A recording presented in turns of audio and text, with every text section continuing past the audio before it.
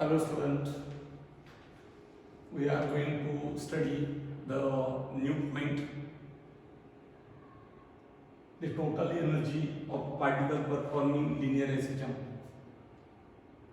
आजचा पॉइंट सर्वात महत्त्वाचा आहे, नीटच्या दृष्टिकोनातूनही महत्त्वाचा आहे. इथे पोटेन्शियल एनर्जी, कायनेटिक एनर्जी आणि टोटल एनर्जी आणि करस्पॉन्डिंग त्यांचे रेशो हे डायरेक्टली आपल्याला डिटरमाइन करता आले पाहिजे. See energy of particle performing linear excitation. AB with the path A and B are the extreme position and O that is mean position. जर particle हा मीन position पासून पॉइंट P पर्यंत गेला तर डिस्प्लेसमेंट किती झालं तर x. डिस्प्लेसमेंट x असताना त्या पार्टिकलवरती जो फोर्स ऍक्ट होतो तो टुवर्ड द मीन पोझिशन आहे, अगेन्स्ट टू डिस्प्लेसमेंट, डिस्प्लेसमेंटच्या विरुद्ध डायरेक्शन. मग by definition of linear system F equal to minus kx, या ठिकाणी that negative sign represent that the force and displacement are oppositely directed. Further work done जर करायचं असेल मला P पासून Q एवढं डिस्प्लेसमेंट करायचं असेल तर कार्य किती करावं लागेल. फोर्स या दिशेला आहे, डिस्प्लेसमेंट मी त्या दिशेला करतोय. What is the formula of work done. Work done is equal to basic formula आहे vector F dot vector S. So W is equal to Fx cos of थीटा. हा जो अँगल आहे तो या फोर्स आणि डिस्प्लेसमेंटच्या मध्ये. मग जर फोर्स या दिशेला असेल आणि डिस्प्लेसमेंट या दिशेला होत असेल तर यांच्यातला अँगल किती 180 डिग्री आणि cos ऑफ 180 डिग्री किती असते तर -1 आणि मग W is equal to -Fs. त्यामुळे या ठिकाणी dW इज इक्वल टू जे वर्डन डिटरमाइन करतोय आपण, it is against to force. So dW is equal to -F into dx. F ची किंमत ठेवू आपण, dW is equal to minus inside bracket minus kx into dx. dW is equal to minus minus plus kx into dx. So that equation 1. Then what is total burden? Total burden कुठून कुठपर्यंत. समजा या ठिकाणी हा मीन position आणि मला इथपासून इथपर्यंत जायचं, इथलं वर्णन करायचं. मग मी पार्टिकल जर इथून हलणार नाही तर W किती तर 0 आणि P या पॉइंटला गेला तर W किती तर W तर W. या ठिकाणी डिस्प्लेसमेंट किती 0 तर या ठिकाणी डिस्प्लेसमेंट किती x, म्हणजे या ठिकाणी हे डिस्प्लेसमेंट आहे x. म्हणजेच काय, लिमिट जर लोअर लिमिट काय येईल तर W इज इक्वल टू 0 आणि अप्पर लिमिट काय येईल W. त्यामुळे टोटल वर्डन काढायचे मला मीन पासून पॉइंट P पर्यंत जाण्यासाठी. तर W is equal to integration dW 0 to W. या dW ची किंमत ठेवली, W is equal to integration kx into dx. या ठिकाणी व्हेरिएबल बदलला, जसा व्हेरिएबल W आहे त्यावेळेस त्या W चे वर्डनचे लिमिट यूज केले. लोअर लिमिट आहे 0, अपर लिमिट आहे W. मग ज्यावेळेस वर्डन 0 आहे त्यावेळेस x किती आहे तर 0 आणि ज्यावेळेस वर्डन W आहे त्यावेळेस x किती x तर displacement x. Then see here W is equal to integration 0 to x kx into dx. हा k कॉन्स्टंट आहे, बाहेर घेतला k integration x dx, lower limit 0 upper limit x. W is equal to k x चं integration काय x raise to power किती 1, x raise to n चं integration असतं x raise to n plus 1 divided by n plus 1. मग इथे power नाही म्हणजे 1 आहे x raised to 1 plus 1 2 divided by 2 lower limit 0 upper limit x हा 2 बाहेर घेतला मी w is equal to 1 by 2 k inside the bracket x square lower limit 0 upper limit x w is equal to 1 by 2 k inside the bracket upper limit x च्या ठिकाणी ठेवायचं x square minus करायचं असतं lower limit घेऊन 0 चा square 0 so w is equal to 1 by 2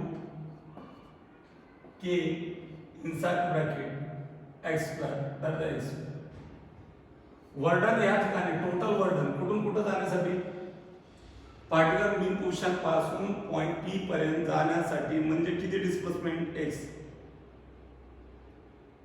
point mean position O पासून point P म्हणजे किती डिस्प्लेसमेंट करतो आपण x एवढं डिस्प्लेसमेंट करण्यासाठी टोटल वर्डन त्या पार्टिकलला किती करावं लागलं तर that is the 1 by 2 k x square but burden it is stored in the form of potential energy burden कशाच्या फॉर्म मध्ये स्टोअर केलं जातं पोटेन्शियल एनर्जी आणि म्हणून potential energy is equal to काय 1 by 2 k x square 1 by 2 k x square it is the potential energy of that particle कुठे असताना x एवढ्या डिस्प्लेसमेंट वरती असताना पॉइंट P ला असताना पोटेन्शियल एनर्जी पार्टिकलची किती तर 1 by 2 k x square म्हणजे मीन ला किती असेल x ची किंमत 0 ठेवून द्यायची मीन ला किती असेल x ची किंमत 0 ठेवली तर पोटेन्शियल एनर्जी 0 होईल एक्सट्रीम ला किती असेल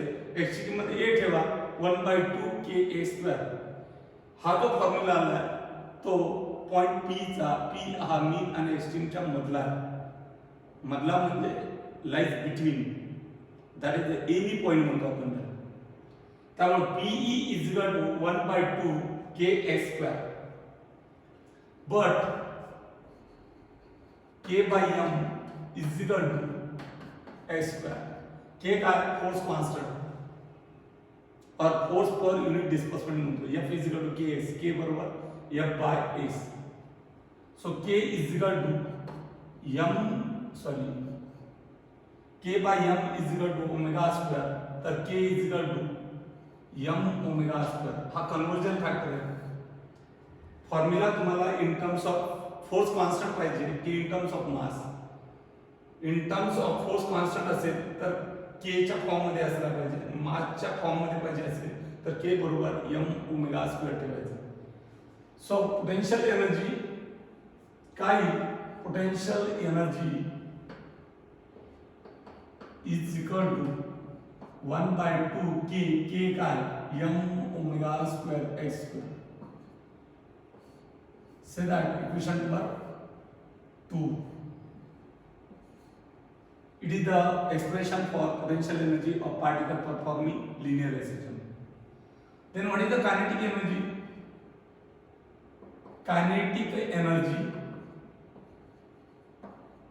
of a particle kinetic energy is equal to 1 by 2 mv square but v is equal to plus minus omega into square root of a square minus a square analytical method निकल किंवा और मध्ये formula होता v is equal to a omega cos of omega t plus alpha त्याला और मध्ये formula आहे v is equal to plus minus omega into square root of a square minus a square phi चा square केला plus चा वर्ग plus minus चा वर्ग प्लसच omega square inside the bracket a square minus a square हा formula वरती ठेवला kinetic energy 1 by 2 m phi square ची किंमत omega square inside the bracket a square minus a square it is the kinetic energy of particle performing linear acceleration. Say that equation number 3. It also be expressed kinetic energy is equal to 1 by 2 that is the m omega square is nothing but k. So K inside the bracket A square minus X square. Then what is total energy? Total energy of particle is equal to potential plus kinetic असते. Total energy किती पार्टिकलची? Potential plus kinetic. मग total energy is equal to 1/2 m omega square x square plus 1/2 m omega square inside the bracket a square minus x square. जर आत multiply केलं तर 1/2 m omega square x square plus 1/2 m omega square a square minus 1/2 m omega square x square. या equation मध्ये cancel काय होतं? हा positive आहे आणि हा निगेटिव्ह आहे. त्यामुळे या ठिकाणी हे दोन टर्म कॅन्सल होतील आणि काय राहील? Total energy of particle is equal to 1/2 m omega square a square. So that equation number 4. पुढे जाऊ आपण. But omega is equal to 2 pi n in terms of frequency. n is equal to omega divided by 2 pi. तर omega is equal to 2 pi n. मी ओमेगाची किंमत जर ठेवली तर टोटल एनर्जी काय येईल? 1/2 m ओमेगाची किंमत 4 pi square n square a square. दोनने भाग दिला. Total energy is equal to 2 m pi square a square घेतो अगोदर आणि इथे लिहितो n स्क्वेअर. जर या ठिकाणी mass of particle is the constant, amplitude constant असते, त्यामुळे पाय स्क्वेअरची किंमत कॉन्स्टंट आहे, 2 constant. means that the total energy is directly proportional to square of frequency. जेवढी फ्रिक्वेन्सी जास्त तेवढी टोटल एनर्जी पार्टिकलची जास्त. फ्रिक्वेन्सी म्हणजे काय? 1 सेकंदात किती ऑसिलेशन होतात? 1 सेकंदात समजा 5 ऑसिलेशन होत असेल तर फ्रिक्वेन्सी 5 हर्ट्ज. 1 सेकंदात 10 ऑसिलेशन होत असतील तर 10 हर्ट्ज. 1 सेकंदात 20 ऑसिलेशन कंप्लीट करत असेल तर 20 हर्ट्ज.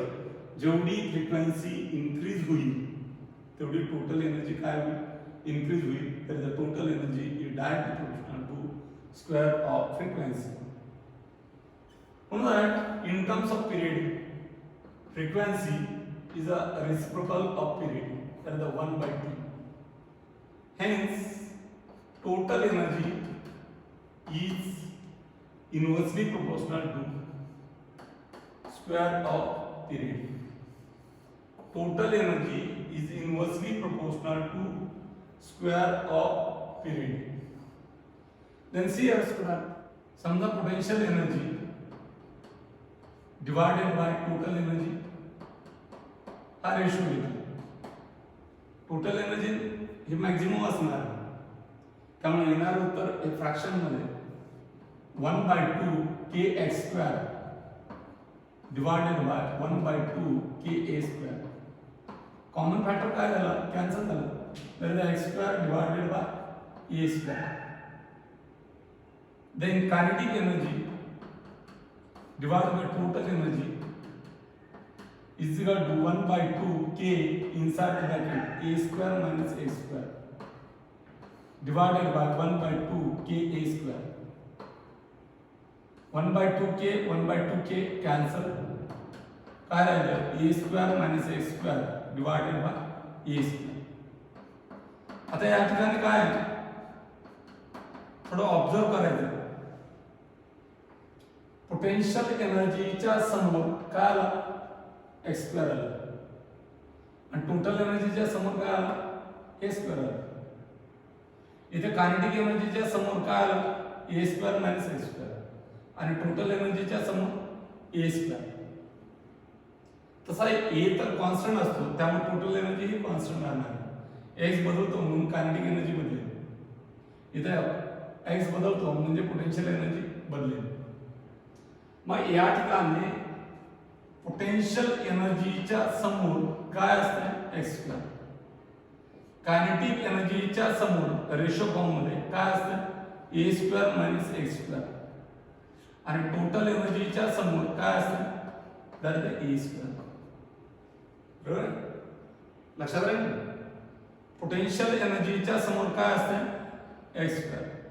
कायनेटिक एनर्जीच्या समोर काय असते ए स्क्वेअर मायनस एक्स स्क्वेअर. आणि टोटल एनर्जीच्या समोर काय असतं टोटल एनर्जीच्या समोर काय असतं ए स्क्वेअर. तर ए स्क्वेअर पोटेन्शियल एनर्जीच्या समोर एक्स स्क्वेअर, कायनेटिकच्या समोर A square minus x square, टोटलच्या समोर ए स्क्वेअर. मग आता मला सांगा चार्ट तयार करू आपण. Potential to total, total to potential, kinetic to total, total to kinetic, potential to kinetic आणि कायनेटिक टू पोटेन्शियल. हे रेशो आपण तयार करायचे. मग पोटेन्शियल एनर्जीच्या समोर काय आलं होतं तर एक्स स्क्वेअर. कायनेटिकच्या समोर काय आलं ए स्क्वेअर मायनस एक्स स्क्वेअर आणि टोटलच्या समोर ए स्क्वेअर. त्यामुळे पोटेन्शियलच्या समोर एक्स स्क्वेअर, टोटलच्या समोर ए स्क्वेअर. त्यामुळे X square divide by A square. इथं टोटलच्या समोर ए स्क्वेअर, पोटेन्शियलच्या समोर एक्स स्क्वेअर म्हणून TE to P A square divide by x square. कायनेटिकच्या समोर A square minus x square, टोटलच्या समोर ए स्क्वेअर. त्यामुळे रेशो येईल K to T A square minus x square divide by A square. टोटलच्या समोर A square, कायनेटिकच्या समोर A square minus x square, पोटेन्शियलच्या समोर एक्स स्क्वेअर, कायनेटिकच्या समोर A square minus x square. इथे कायनेटिकच्या समोर A square minus x square आणि पोटेन्शियलच्या समोर एक्स स्क्वेअर. त्यामुळे तुम्हाला शॉर्ट मध्ये फॉर्म्युले तयार होऊन जातात. डायरेक्ट रेशो आठवतात. त्या ठिकाणी potential to total x square divided by A square, total to potential a square divided by x square, kinetic to total a square minus x square divided by A square, total energy to kinetic energy a square divided by a square minus x square, potential to kinetic x square divided by a square minus x square, kinetic to potential a square minus x square divided by x square. हे सर्वात important आहे. तुम्हाला MCQ solve करताना direct ratio form हे काय झाले पाहिजे आठवले पाहिजे. जमतील ना. So we can stop here.